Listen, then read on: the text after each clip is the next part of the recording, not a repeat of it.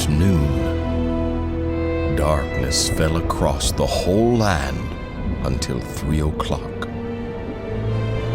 At about 3 o'clock, Jesus called out with a loud voice, Eli! Eli! Lema sabachthani! which means, my God,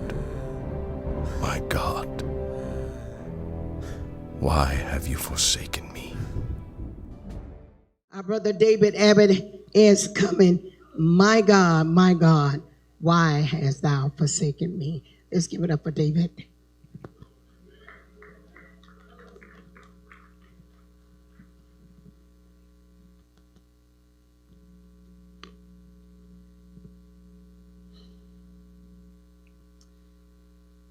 This really hit me when I was sitting down, and yesterday as I was researching what I was going to say, and even today as I sat down at the computer and was writing, it really hit me, and just everything that everybody has shared and everything. So my word is on Matthew 27:46. So at about 3 o'clock, Jesus called out with a loud voice, Eli, Eli, lama sabachthani, which means, my God, why have you forsaken me? And when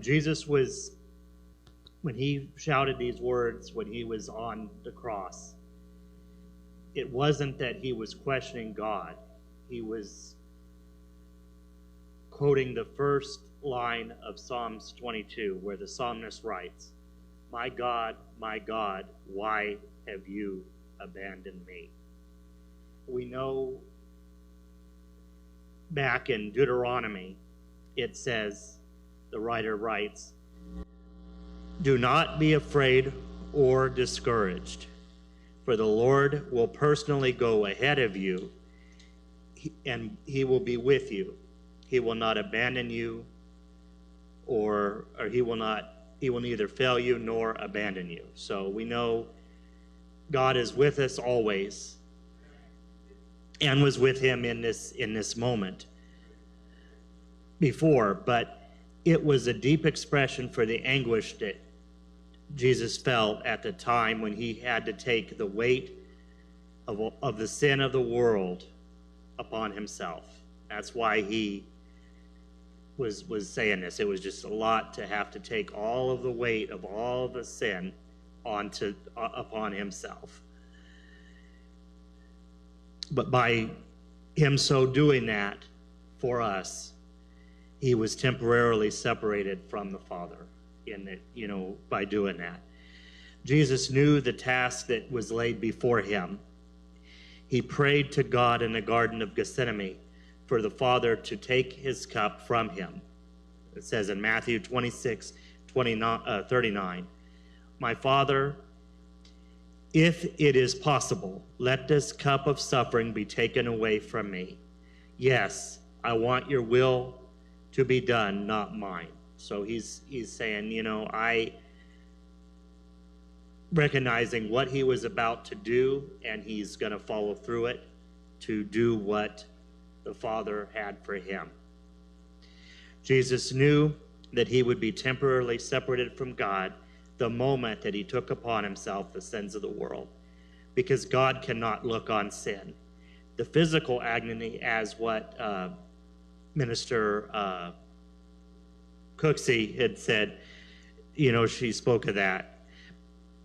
But even more so horrible was the spiritual alienation for that period of being spiritually separated from God. Jesus suffered this double death so that we would never have to experience eternal separation from God.